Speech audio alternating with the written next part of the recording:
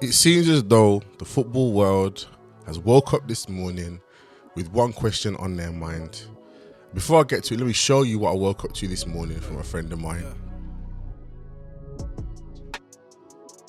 And bearing in mind, this person is an Arsenal fan. And then on my morning Twitter scroll, X scroll, whatever you want to call it, I came across this comment from Jamie Carragher. This is not an easy decision that Bellingham comes back in. This is a real fight for Jude Bellingham and Morgan Rogers to see who's going to play in that number 10 position behind Harry Kane at the World Cup. And if he keeps playing like that, it's certainly not a given. And it seems as though the world has finally started to see what Aston Villa fans and those that actually can see in the English Premier League have been seeing for a while. That Morgan Rogers actually is a top class number 10, not just in English football, potentially in world football. Warning, may start talking about Aston Villa. Before I get into hyperbole and before people want to say that I'm being hysterical in terms of how much I'm putting on him, he has been playing at an extremely high level for the last 2-3 months, not just in Villa's games that only Villa fans see, in the biggest of games. So the world is starting to see what we know about Morgan Rogers. And the question that is starting to arise 6 months out from the World Cup is who is going to be England's number 10, starting number 10 in the World Cup. For the first time, Morgan Rogers' name is now being put into the mix based on the merit of his performances. And look who he's up against. This goes beyond just Morgan versus Jude. These are two individuals that grew up playing together through the England system in the same age group at some points. But this is Aston Villa versus Blues. For those that don't know, Jude Bellingham came up through the Blues Academy, and that is the enemy. So there is an undercurrent here, even for us as fans, against the dirty Blue Nose fans from Small Heath, of whose player do we want to be representing England. Now, the truth is, I'm a fair football fan and I genuinely like Jude Bellingham as a player. Do I like the fact that he played for Blues? Do I like the fact that he reveres that club? Do I like the fact that I saw him on their stupid advert for their new stadium? No, I don't, because he's obviously got a mad tie to them. And I don't want him to be tied to them in any way, shape or form. But I think Jude Bellingham is one of the best players in world football. And I think he's shown his absolute prowess. He's shown his absolute ability, even at the top level. Even just to think back to the Euros, where he scored that overhead kick that sent England through to the next round. He's an incredible player. And I will stand firm on that, even though he has the ties that he has to the club that I hate the most in the world. However, this year, finally, even after a slow start, we've seen Morgan Rogers blossom. We've seen him take control of Aston Villa, mould himself into the talisman for Aston Villa. The world is finally waking up to this fact. So today, what I want to do, in my fairness, is put them side by side. I want to ask some questions about who I think is going to be the starting number 10 for England, and also address something that I think is key in comparing these players, and address a key component into what I believe will be the driving force of whatever choice Thomas Tuchel makes.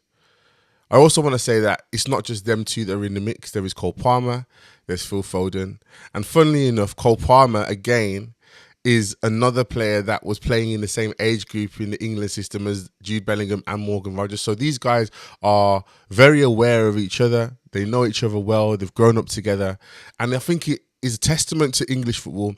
It's testament to the decision of the FA to create St. George's Park all those years ago, to change how younger players play the game, to create more technically gifted players, that we're having these kind of problems. As I said, I am a fair football fan. I am Aston Villa through and through, but I am fair. And I'm able to see other people's positives as well as my own. All right, let's look at Morgan Rogers and Jude Bellingham side by side in terms of stats for this season. So as you can see, these are their stats overall. We can see similar age, similar height in terms of profile, not similar in terms of wage, in terms of market value. But I'm sure that Morgan Rogers is going to change in the near future. Two different types of club. One at the upper echelons of upper echelons, and one of the stalwarts of English football in Morgan Rogers. We can see their season heat map. We can see that a lot of Jude's concentration is around this left central area, but then going, but very much in this space here. And Morgan's is a little bit more diverse, and I think that's down to the fact that Unai Emery has had him playing in many different positions throughout this season so far. Morgan has played more matches. He's played more minutes. He's had more minutes per game. He has been. I don't even know the amount of times that he's played from first minute to 90th minute plus stoppage time, but he's very much one of the important players for our squad. Jude started off the year injured, so obviously less games played, but also minutes played. With the bench that they have at Real Madrid, he's not always going to get 90 minutes. But let's get into these stats here. So attacking wise, Morgan has scored more goals. However, for the XG merchants out there, Jude has had a better year so far. Now, we know as Villa fans that we are breaking the whole XG model. We're showing you that XG isn't everything. And as much as it is a great stat, and a great indicator, it's not the be all and end all. Because Aston Villa, right now, if it was down to XG, would be 15th in the Premier League. But quite similar in their stats for the attacking. Morgan kind of outranking him slightly overall. Obviously, the highlighted ones are ones where the player's done better in the comparison. In the passing game, which is a key component for a number 10, very similar again. But Morgan has had more expected assists. Again, that's another stat we can kind of argue over. But more big chances created, but it's only by one. So at this moment, they're looking neck and neck. And I think this is why the conversation is now starting to pop up. Because last season, it wasn't the case. Jude outranked Morgan in pretty much everything, in most areas, attacking and defending. But let's get into the defensive stats. Jude does slightly better on this. His tackle rate is higher, significantly higher than Morgan's. But Morgan has had more clearances and more blocked shots. But that's probably because Aston Villa have been under pressure at points, and he's had to kind of form that back line of six. Here we are. But there's some other stats here. Successful dribbles. Morgan has had more success. Ground duels won, aerial duels won. That's where Jude has had prowess. He's not lost the ball as much, and I think this figure of 15.9 for Morgan is probably more to do with the start of the season, where he was really lacking in terms of his ability to hold on to the ball, and Villa fans were onto him. We were onto him, but I'm so glad he's come through it. Stats are stats. Stats are stats. We can look at them all day, but I'm a believer in just what I see, the eye test. Now, the truth of the matter is, these two players are different. Now, they're vying for the same role. And the funny thing for me is that prior to 2 seasons ago, when Jude moved to Real Madrid, they had no striker. And Ancelotti had an experiment where he would play Jude in this false 9, 10 kind of role. My understanding of Jude Bellingham, that he was a box-to-box 8. And I still think that he's an amazing at that position. Because when he first came through from Dortmund, when he first came through in the England squad, that's the role that he was playing. He was actually playing in Gareth Southgate's double pivot. He was playing as a deep-lying midfielder, and we probably didn't get the best out of him in that space as a deep-lying double pivot of of 2 6s. But I think Jude is an out-and-out 8, personally. But because of his success as a 10 at Real Madrid, which cannot be denied. You don't go to Real Madrid in your first season and score goal after goal after goal in this position that no one really expects you to play, and we just discard it as something you can't do. So he's seen as a 10 now. 2-3 years ago, this wouldn't have been thought about. This wouldn't have been a question. The question that probably would have been asked would have been, is it Declan Rice or Jude Bellingham with a similar profile? But here we are, we're looking at apparently a number 10. But they're two different players. You can see their game differently. You can see where Jude has more of an ascendancy than Rogers, but you can also see where Rogers has more of an ascendancy than Jude. Personally, and I think this is where they differ. So they both play 10, and they can both play 10 very well. But the way I see them differently is in the systems that we seem to play, in the 4-3-3 era, in the 4-2-3-1 era, the 10 kind of sits further forward than the other midfield players. And they are very much the link player.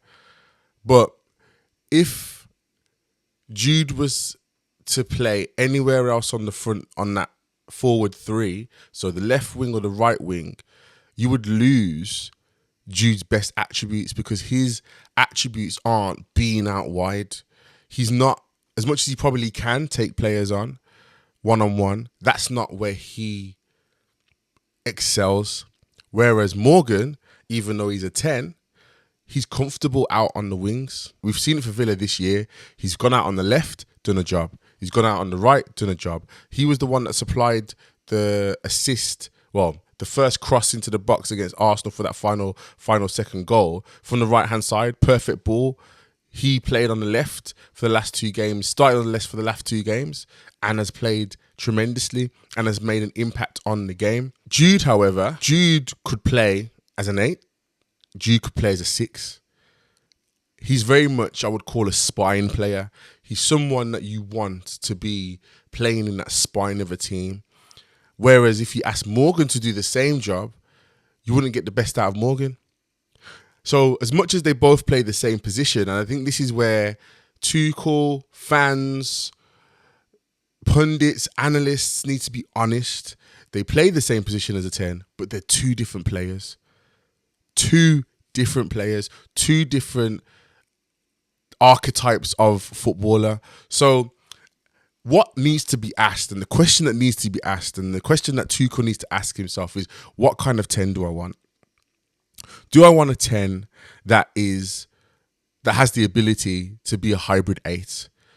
That if I go to a traditional 4-3-3 with a 6 and 2 central midfielders, they can fit that role, and we have wide wingers and a 9. And do I want a 10 that, with my number 9 that likes to drop into a false 9 position, where someone will be willing to bomb on like a Frank Lampard, which is in Jude Bellingham's wheelhouse? Is that the 10 that I want? And this is the thing that I think will determine what happens. It all rests on Harry Kane. Who is better suited to a 9 that likes to drop into midfield and play as well? And the type of game that Morgan plays,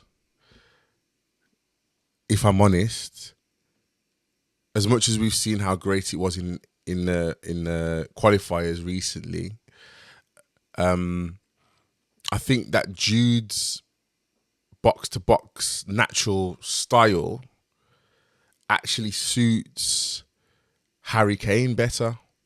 Because if Harry Kane drops, you definitely got a midfielder that's going to move in behind. And that's not to say that Morgan doesn't do that, but it's just a different profile. However, if the question was who out of these 2 can do a job on the left, or who out of these 2 of my 10s can do a job on the right, it's gonna be Morgan. Last World Cup, or was it last World Cup? The last Euro, sorry. Jude was stuck out on the left-hand side. And we saw how frustrated he got. We saw how ineffective he was. We saw how angering it was to England fans that one of our best players wasn't able to affect the game because he was out on the left-hand side in the wing. If Morgan was in that same position, he would affect the game because he has the ability. Sorry, no, I don't want to say ability because Jude definitely has the ability, but the way he plays, his dribbling style, his ability to take on players one-on-one and skin them, he can play out wide, he can play out right. Do you know what I'm trying to say? He can drift out from the middle to the left-hand side and be effective. So the question is, what kind of 10 does Tuchel want? And I think it's still early to say because I think that he is hard on Jude publicly. I think he's hard on Jude probably behind closed doors because he wants Jude to be excellent. And he probably knows that Jude has thick skin enough to handle it. I'm an American football fan. As much as I love football, I love American football as well. It's one of the things that I follow. For those that know of a coach called Bill Belichick, one of the most winningest coaches in history, 6 Super Bowls with the New England Patriots, 2 Super Bowls with the New York Giants. As a head coach, he had arguably the best quarterback in the world. Definitely the GOAT, the greatest of all time now, Tom Brady. Tom Brady was not free of criticism. Tom Brady didn't get public praise the way that other people probably would have afforded it him. But he knew that Tom could handle it. He knew that it would drive him.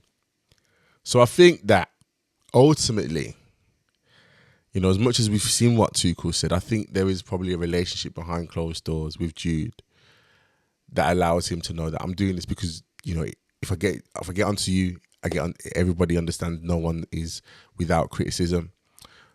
But ultimately, Tuchel needs to find and decide what he wants. And I don't think we'll know that until the next round of England games because hopefully both Jude and Morgan are fit and we can see what happens. Is there a case that they can play together? I don't know. Anyway, let me know your thoughts, guys. This has been a different type of video that I usually do, but I'm really interested to hear what you have to say about where we are in this point of the season. We are 6 months away from the World Cup. This is still a premature question in my opinion, but ultimately, what kind of 10 would you want for England? What kind of 10 do you want in your team? Do you think I'm right in what I'm saying in terms of the 2 different archetypes? All right, guys, this has been VIN Noir. Like, comment, subscribe. And yeah, peace.